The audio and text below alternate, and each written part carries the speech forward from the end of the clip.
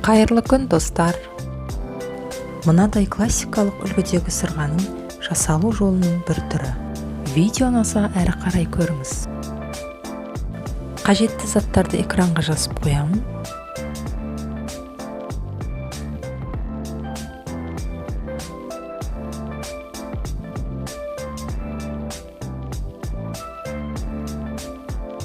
Арасын 1 сантиметрдей етіп кесіп аламыз. 90 градусқа бұрамыз.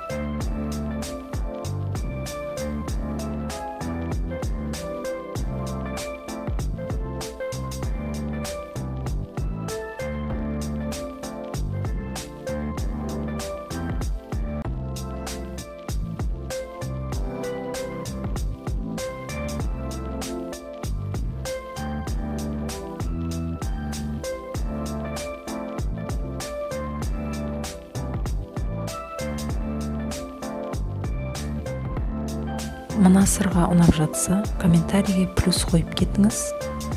Келесі жолы сізге осы сырғаның жасалуы бойынша видео жасаймын. Видео ұнаса лайк басып тіркеліп алыңыз, және де алдағы уақытта көптеген видеолар болады. Пікір қалдырыңыз.